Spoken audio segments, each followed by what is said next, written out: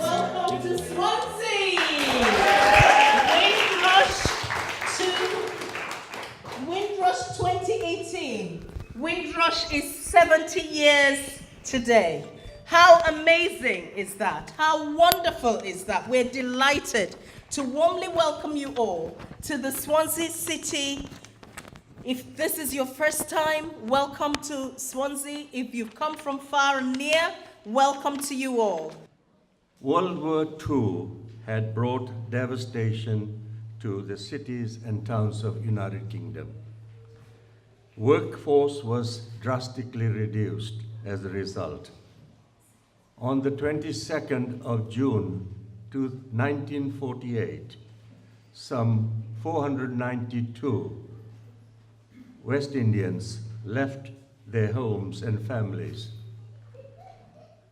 in response to the United Kingdom government's invitation, I underline invitation, to come here to fill the various gaps in the workforce.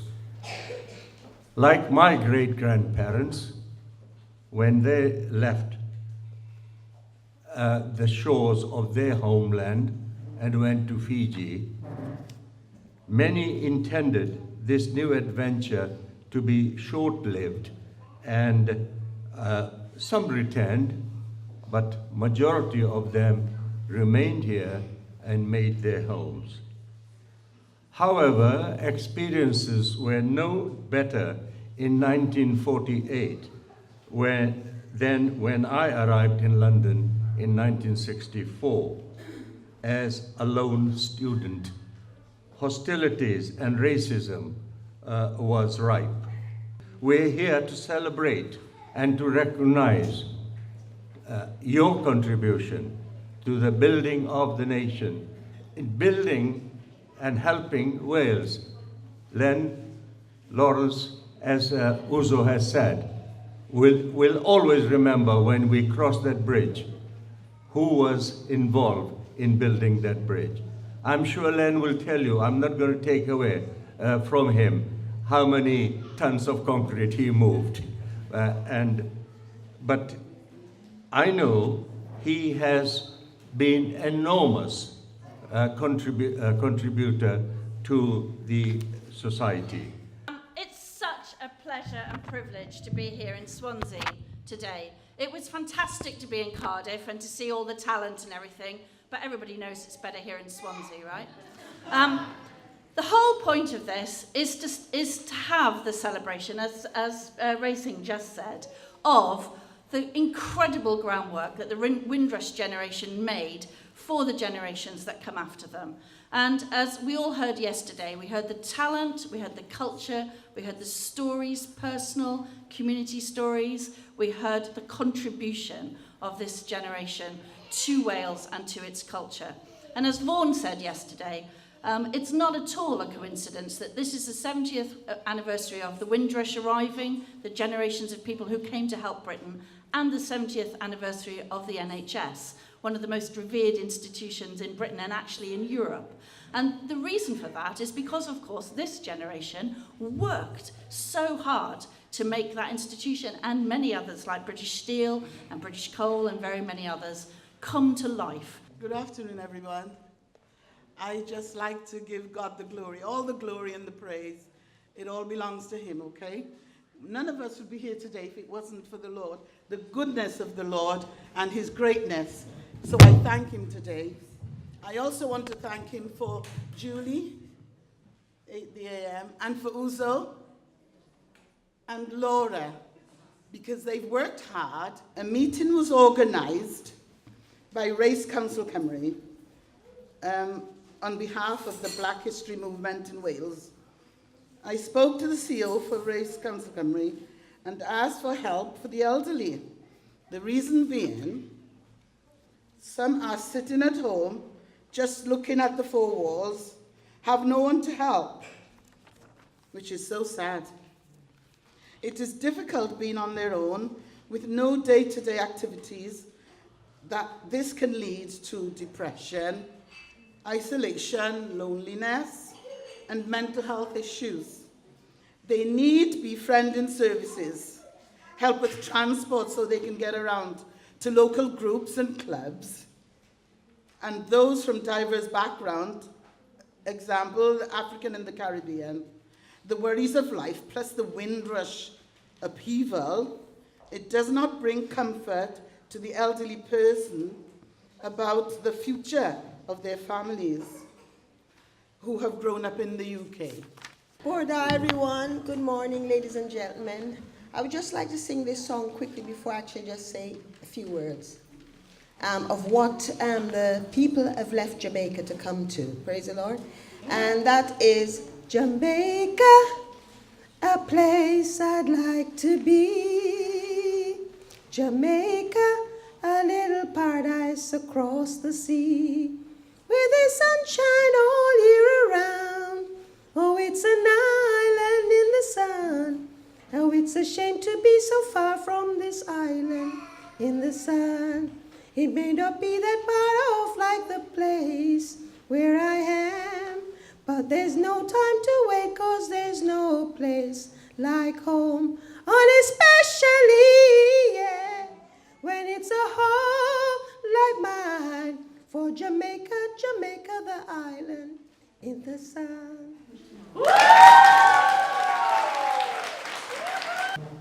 When I was in Jamaica, I was brought up to know that Britain is our mother country.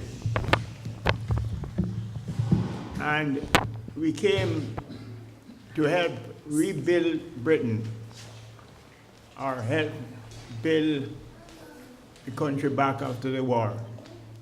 My God, I tell you what, I done it. I was going to talk to you about what I did. I was going to talk to you about something else, but since I talk about what I built, I will speak to you about that. The Towie Bridge. I was on the Towie Bridge in 92, 91, 92. I had to leave Port Talbot at 4 o'clock in the morning to start work at 8 o'clock because I had no car. And the bus you gotta catch is the number 4 bus, and it takes me to Swansea, and at 4 o'clock, and I get to Swansea, and I wait till 8 o'clock, I start work. Going home, I left work at 4:30, and I get home at 9 o'clock. Coming back to the Towie, I was working for Sir Robert McAlpine as a carpenter.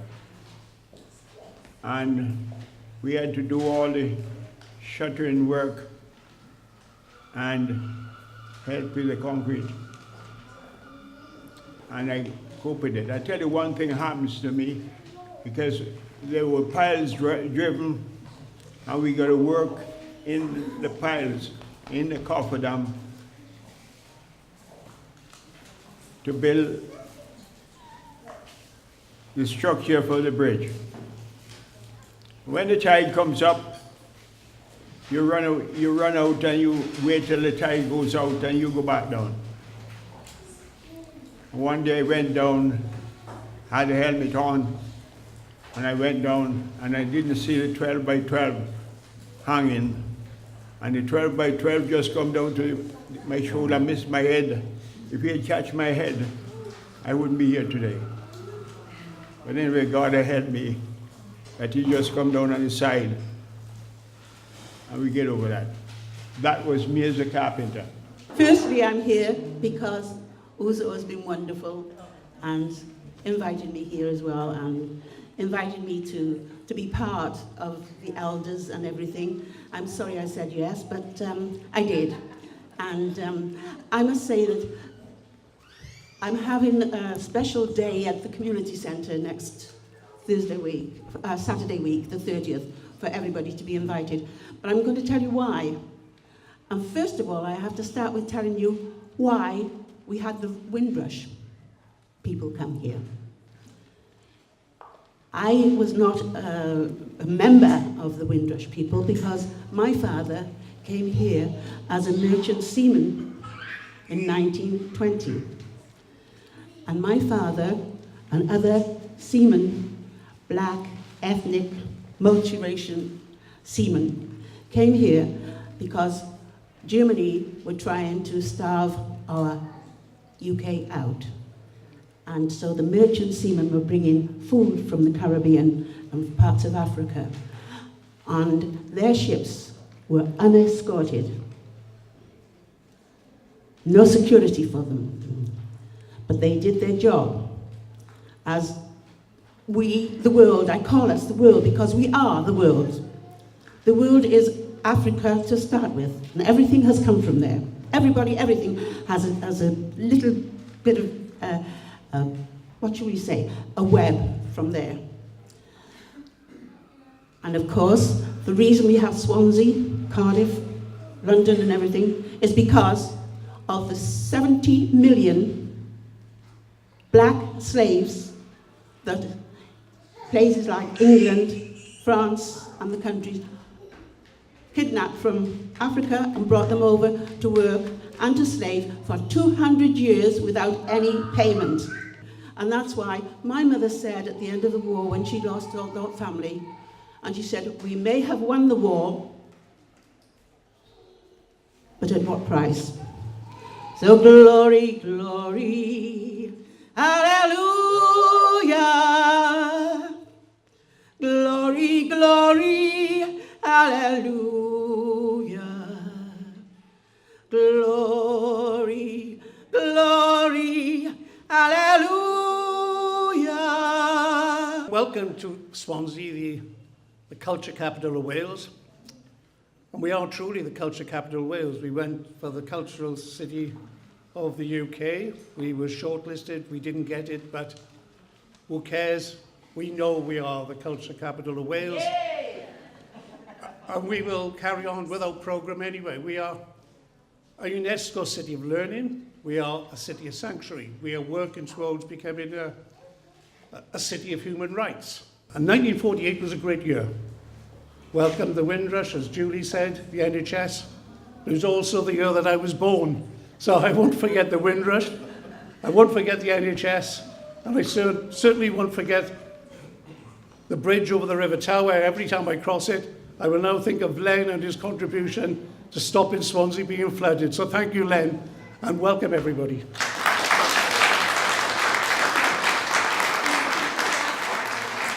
Greetings to everyone. I'm standing here, and it gives me great pleasure and honor as well for Mrs. Obi to invite me here to speak, as well as standing for Unison members who've retired.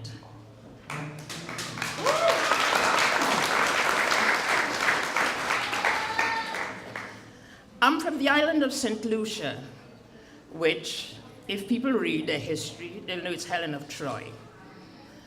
Because the British fought for it so many times with the French that they call it Helen of the West, because we had something they really wanted. The landlocked harbor and the beauty of the place. But the journey I'll talk about is not about me. I think you've seen it on television. It's the journey that was started with the people coming here in that Windrush era. I was quite angry, furious when I heard what was done. People who give their blood, sweat, and tears. But wherever you worked in the establishment, there was more white people in there. They turned their backs, they didn't want to know you. I know someone close to me who was a printer, who was trained by a white bloke who owned the printery. He had his apprenticeship. When he came here, he applied for a job, he got the job. The Monday morning, when he went in the printery, all the staff looked at him. They weren't working for a black man. They thought he was white when he applied. But our journey takes us, we finished with Windrush and all that. First of all, you've got to look for lodgings. That was a big thing. Some of us were lucky. People who came in the late 40s, early 50s, they managed to scrape by and buy a property. So some of us were lucky. We came to people with some property. But the majority weren't lucky because you're looking for housing or rooms, and you know where they tell you where there were rooms, and you knock, they watch you through the curtain, or they came up through the door and bluntly told you, we don't want blacks here. Some of us, we bolted to London because you went to Harrow W9. Every black person you know from the Caribbean was there. So you met up with your friends for the latest gossip. I was in the midwifery profession, nursing and midwifery. It was hard. It was hard. I had an afro. The woman said me to sign the end of my 3 months wherever I was on the ward that I was untidy, my hair was untidy. She didn't understand. Yeah, I had an afro. So couldn't do it. However, I think we've done so much. We've given so much. It's time for us to get back from here as well. And that's why I asked Madam, give us a donation to take the elders to where they can look at the journey they made. And that's our journey. Thank you very much for listening. Yeah, that's it. Actually, we'll teach you this part of the song. It's really simple. I'll teach you. Every praise is to our God. Every word of worship with one accord. Every praise is to our God. Really simple. Can you help us sing that together, please? Every praise is to our God. Every word of worship. Every praise.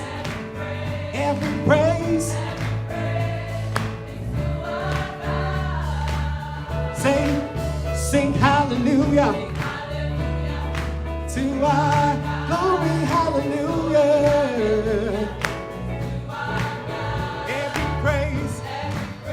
Every praise.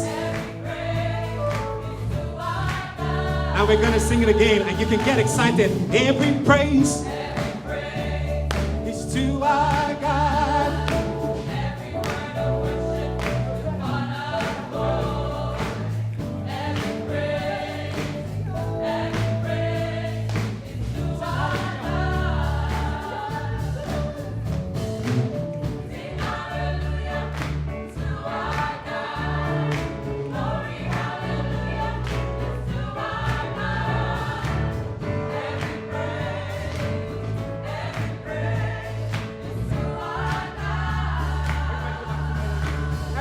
Every praise